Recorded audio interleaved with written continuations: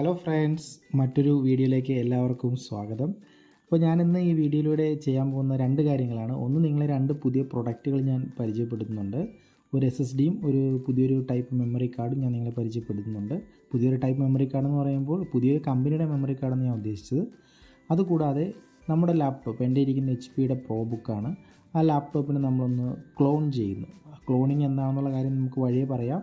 Clone ചെയ്യുന്നു. അതുകൂടാതെ നമ്മുടെ ലാപ്ടോപ്പിനെ ഒന്ന് സ്പീഡാക്കാനായിട്ട് നമ്മൾ ലാപ്ടോപ്പ് ഒന്ന് അപ്ഗ്രേഡ് ചെയ്യുന്നുണ്ട്, റാം ഒന്ന് അപ്ഗ്രേഡ് ചെയ്യുന്നുണ്ട്. അതേപോലെ നമ്മുടെ SSD, നമ്മുടെ കൺവെൻഷണൽ ഹാർഡ് ഡിസ്ക് മാറ്റി നമ്മൾ SSD വെച്ച് അപ്ഗ്രേഡ് ചെയ്യുന്നുണ്ട്.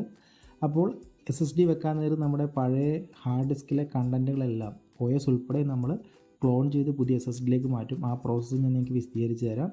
അപ്പോൾ ഇത്രയും കാര്യങ്ങളാണ് നമ്മൾ ഈ വീഡിയോയിലൂടെ നിങ്ങളെ പരിചയപ്പെടുത്താൻ ഉദ്ദേശിക്കുന്നത്. അപ്പോൾ സമയം കളയാതെ നമുക്ക് വീഡിയോയിലേക്ക് പോകാം. അപ്പോൾ ഈ ചാനൽ നിങ്ങൾ ഇതുവരെ സബ്സ്ക്രൈബ് ചെയ്തില്ലെങ്കിൽ സബ്സ്ക്രൈബ് ചെയ്യണം. തൊട്ടടുത്ത് കാണുന്ന ബെല്ലൈക്കൻ കൂടി എനേബിൾ ചെയ്യുക. അപ്പോൾ ഞാൻ ഫ്യൂച്ചറിൽ അപ്ലോഡ് ചെയ്യുന്ന വീഡിയോകൾ അപ്പോൾ തന്നെ നിങ്ങൾക്ക് നോട്ടിഫിക്കേഷനായി ലഭിക്കുന്നതായിരിക്കും. അപ്പോൾ നമുക്ക് സമയം കളയാതെ വീഡിയോയിലോട്ട് കിടക്കാം. ആദ്യം നമുക്ക് നമ്മുടെ SSD ഒന്ന് പരിചയപ്പെടാം.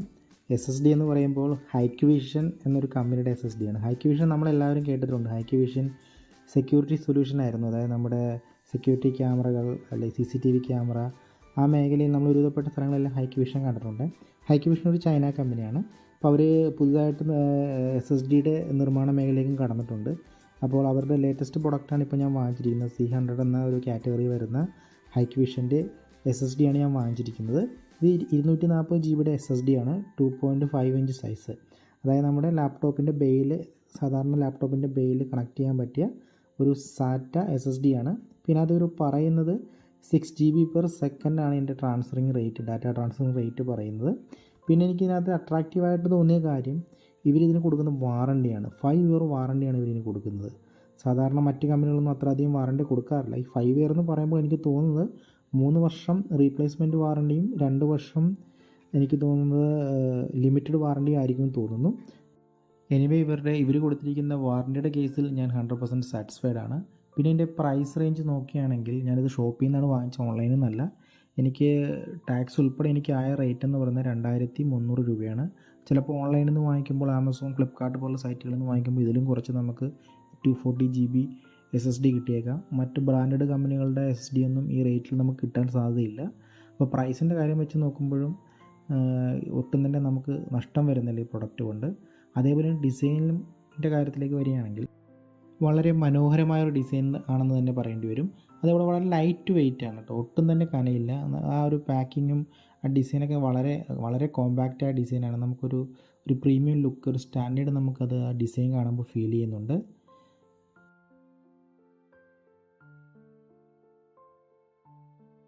അടുത്തതായി നമ്മൾ പരിചയപ്പെടാൻ പോകുന്നത് നമ്മുടെ ലാപ്ടോപ്പിൻ്റെ അപ്ഗ്രേഡിലേക്ക് ആവശ്യമായ റാമാണ്. മെൻഡെ എന്ന കമ്പനിയുടെ റാമാണിത്. ഇതിൻ്റെ പ്രത്യേകത, ഒരു ഇന്ത്യൻ കമ്പനിയാണ്. ഞാൻ ആദ്യമായിട്ടാണ് ഈ റാം ഉപയോഗിക്കുന്നത്. അപ്പോൾ ഞാനൊന്ന് ഷോപ്പിൽ പോയപ്പോൾ ഈ റാം കണ്ടു, മെൻഡെ എന്ന കമ്പനിയുടെ റാം കണ്ടു. ഒരു ഇന്ത്യൻ കമ്പനിയാണെന്ന് പറഞ്ഞു. പിന്നെ എന്നെ അട്രാക്റ്റ് ചെയ്ത വേറൊരു ഘടകം, ഇത് 3 വർഷം വാറണ്ടി, റീപ്ലേസ്മെൻറ്റ് വാറണ്ടി അവർ കൊടുക്കുന്നുണ്ട്. 3 വർഷം നമുക്ക് റീപ്ലേസ്മെൻറ്റ് വാറണ്ടിയുള്ള ഒരു റാമാണിത്. DDR3 ആണ്. എൻ്റെ ലാപ്ടോപ്പ് DDR3 ആണ് സപ്പോർട്ട് ചെയ്യുന്നത്. അതുകൊണ്ടാണ് DDR3 വാങ്ങിച്ചത്. പിന്നെ എൻ്റെ പ്രൈസും നമുക്ക് ഓവർ പ്രൈസൊന്നും വരുന്നില്ല. 8 GB DDR3 എനിക്ക് വരുന്ന പ്രൈസ് എന്ന് പറയുന്നത് ടാക്സ് ഉൾപ്പെടെ 2100 രൂപയാണ്. ഇവരുടെ ഐറ്റം ഓൺലൈനിൽ ഉണ്ടോ എന്ന് ഞാൻ ചെക്ക് ചെയ്തിട്ടില്ല. ഓൺലൈനിൽ കാണാൻ സാധ്യതയുണ്ട്. നിങ്ങൾ ഓൺലൈൻ വഴിയാണ് വാങ്ങിക്കുന്നതെങ്കിൽ ഇതിലും പ്രൈസ് കുറഞ്ഞ് കിട്ടാൻ സാധ്യതയുണ്ട്. എനിവേ, നമുക്ക് ഈ റാമിൻ്റെ ഇൻസ്റ്റാളേഷൻ കഴിഞ്ഞിട്ട് ഇതിൻ്റെ പെർഫോമൻസ് കാര്യങ്ങൾ എങ്ങനെയുണ്ടെന്നൊക്കെ നമുക്ക് വഴിയെ നോക്കാം.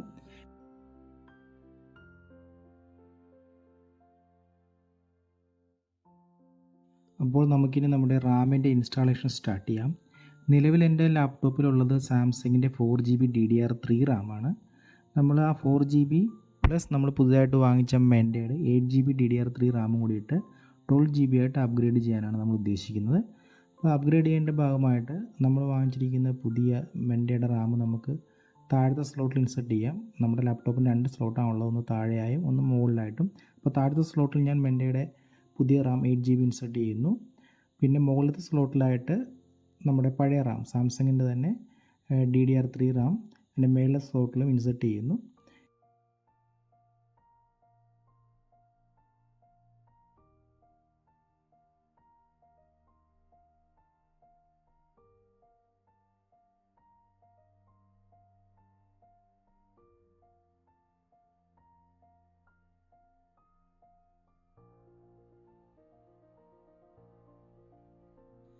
അപ്പോൾ നമ്മുടെ റാം എടുത്തിട്ടുണ്ടോ എന്ന് നമുക്ക് നോക്കാം. അപ്പോൾ നമുക്ക് ശരിക്കും 12 GB കാണിക്കണം. അപ്പോൾ നമ്മൾ പ്രോപ്പർട്ടീസിൽ പോയി നോക്കുമ്പോൾ ഇവിടെ 12 GB കാണിക്കുന്നുണ്ട്. അപ്പോൾ നമ്മുടെ റാം എടുത്തിട്ടുണ്ട്. അപ്പോൾ നമ്മുടെ റാം ഇൻസ്റ്റാളേഷൻ സക്സസ് ആയി. അടുത്തതായി നമ്മുടെ ഹാർഡ് ഡിസ്കിൻ്റെ അപ്ഗ്രേഡേഷൻ പ്രോസസ്സാണ്. ഹാർഡ് ഡിസ്ക് അപ്ഗ്രേഡ്, അതായത് നമ്മുടെ പഴയ ഹാർഡ് ഡിസ്ക് മാറ്റി SSD ആക്കുന്നതിന് മുമ്പ് നമ്മുടെ പഴയ ഹാർഡ് ഡിസ്കിലുള്ള ഡാറ്റയും അതേപോലെ തന്നെ നമ്മുടെ ഓപ്പറേറ്റിംഗ് സിസ്റ്റവും നമുക്ക് പുതിയ ഹാർഡ് ഡിസ്കിലേക്ക് മാറ്റേണ്ടതുണ്ട്. അപ്പോൾ അതിന് നമ്മൾ ക്ലോൺ എന്നൊരു മെത്തേഡാണ് നമ്മൾ ഉപയോഗിക്കുന്നത്. ക്ലോൺ എന്ന് പറയുന്നത് നമ്മുടെ പഴയ ഹാർഡ് ഡിസ്കിൻ്റെ സെയിം പതിപ്പ് ഇൻക്ലൂഡിങ് OS ആൻഡ് ഡാറ്റ നമ്മൾ നമ്മുടെ പുതിയ ഹാർഡ് ഡിസ്കിലേക്ക് ഒരു സോഫ്റ്റ്വെയറിൻ്റെ സഹായത്തോടെ നമ്മൾ ചെയ്യുന്നു. ഇതിനെയാണ് നമ്മൾ ക്ലോൺ എന്ന് പറയുന്നത്. അപ്പോൾ ഈ ക്ലോൺ പ്രോസസ്സ് നമ്മൾ ചെയ്യുന്നത് ഒരു SATA to USB type cable, അതായത് SATA to USB കൺവെർട്ടിംഗ് കേബിൾ ഉപയോഗിച്ചാണ് നമ്മൾ ചെയ്യുന്നത്. അപ്പോൾ ഈ കേബിളിൻ്റെ പ്രൈസ് ഏകദേശം 200 രൂപയാണ്. ഷോപ്പിൽ എല്ലായിടത്തും വാങ്ങിക്കാൻ കിട്ടും നമുക്ക്. അപ്പോൾ ഈ കേബിളിൻ്റെ സഹായത്തോടെ നമ്മുടെ പുതിയ SSDനെ നമ്മുടെ ലാപ്ടോപ്പിൻ്റെ USB പോർട്ടുമായി കണക്ട് ചെയ്ത് നമ്മുടെ ലാപ്ടോപ്പിലെ പഴയ ഹാർഡ് ഡിസ്കിൽ നിന്നുള്ള ഡാറ്റയും OSും നമ്മൾ സോഫ്റ്റ്വെയറിൻ്റെ സഹായത്തോടെ ക്ലോൺ ചെയ്യുന്നു, അതായത് കോപ്പി ചെയ്യുന്നു. അപ്പോൾ അതിന് നമ്മൾ ഹെൽപ്പ് ചെയ്യുന്നത് ഈ SATA to USB കൺവെർട്ടിംഗ് കേബിളാണ്.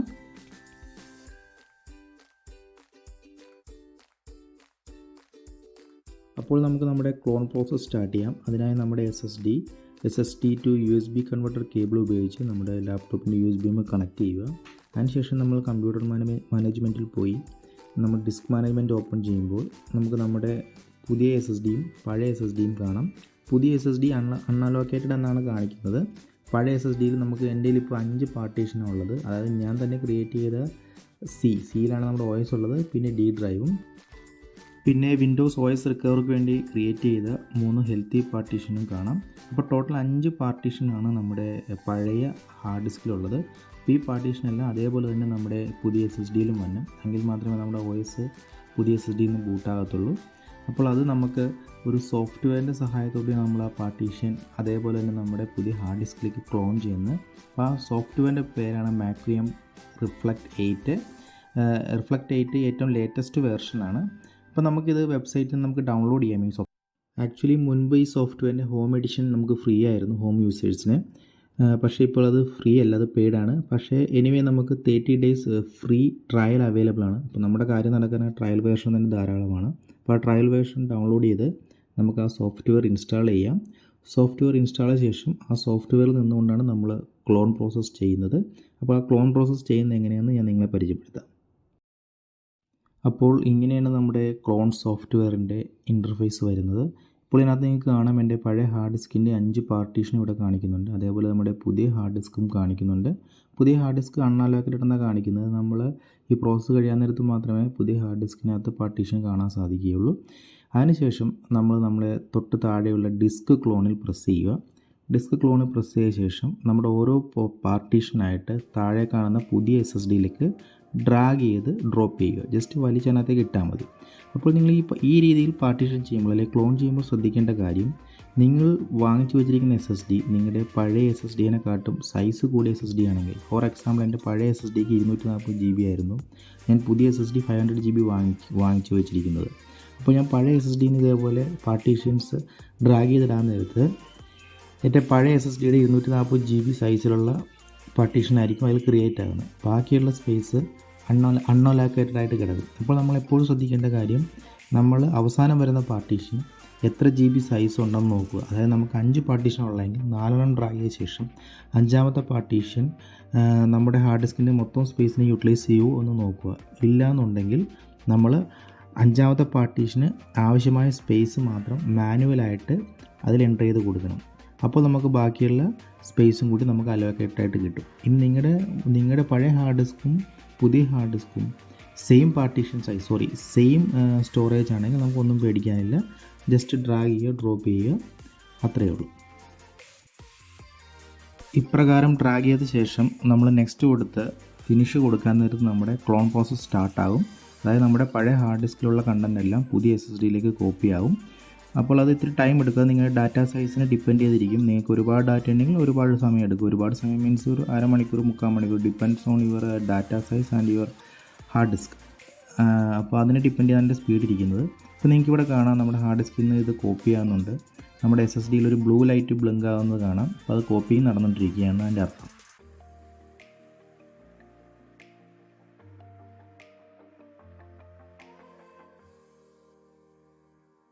ഓക്കെ, അപ്പോൾ നമ്മുടെ ക്ലോൺ പ്രോസസ്സ് കംപ്ലീറ്റ് ആയി. അടുത്തതായി നമ്മുടെ പുതിയ SSD നമ്മുടെ ലാപ്ടോപ്പിൻ്റെ ഹാർഡ് ഡിസ്ക് ബേയിലേക്ക് ഇൻസെർട്ട് ചെയ്യുന്ന പ്രോസസ്സാണ്. അതിനായി നമ്മുടെ ലാപ്ടോപ്പിൻ്റെ ബാക്ക് പാനൽ റിമൂവ് ചെയ്ത ശേഷം നമ്മുടെ പഴയ ഹാർഡ് ഡിസ്ക് നമ്മുടെ ഹാർഡ് ഡിസ്കിൻ്റെ ബേയിൽ നിന്ന് റിമൂവ് ചെയ്യുക. ഹാർഡ് ഡിസ്കിൻ്റെ ബേയിൽ നിന്ന് റിമൂവ് ചെയ്ത ശേഷം അതിൻ്റെ സാറ്റ കേബിളും പവർ കേബിളും ഡിസ്കണക്ട് ചെയ്യുക. അതിനുശേഷം നമ്മുടെ ഹാർഡ് ഡിസ്കിനെ ലാപ്ടോപ്പിൻ്റെ ബേയിൽ ഉറപ്പിക്കാൻ സഹായിക്കുന്ന ട്രേയും നമ്മുടെ പഴയ ഹാർഡ് ഡിസ്കിൽ നിന്ന് റിമൂവ് ചെയ്യുക. ആഫ്റ്റർ ദാറ്റ് നമ്മുടെ പുതിയ SSD നമ്മുടെ ലാപ്ടോപ്പിൻ്റെ ഹാർഡ് ഡിസ്ക് ട്രേയിൽ ഇൻസെർട്ട് ചെയ്ത ശേഷം കേബിൾ കണക്ട് ചെയ്ത് നമ്മുടെ ലാപ്ടോപ്പിൻ്റെ ബേയിൽ ഉറപ്പിക്കാം.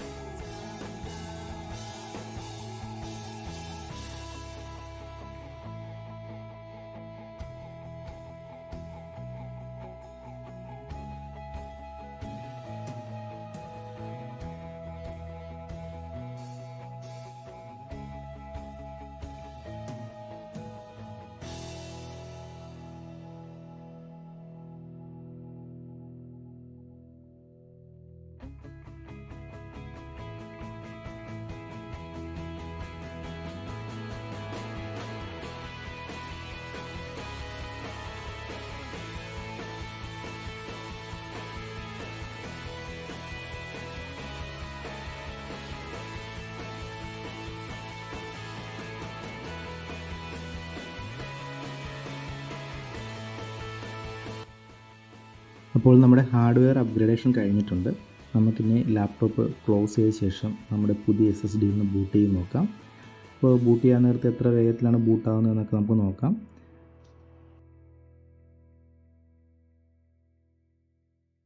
ഓക്കെ, അപ്പോൾ നമുക്ക് നമ്മുടെ ബൂട്ടിംഗ് സ്പീഡൊന്ന് ചെക്ക് ചെയ്യാം. അതിനായി ഞാൻ എൻ്റെ ലാപ്ടോപ്പ് പവർ ഓൺ ചെയ്യുകയാണ്. ഇപ്പോൾ നമ്മുടെ SSDയിൽ നിന്നാണ് ബൂട്ടാകുന്നത്. ഇപ്പോൾ നിങ്ങൾക്ക് കാണാം വളരെ ക്വിക്കായിട്ട് OS ലോഡാകുന്നുണ്ട്.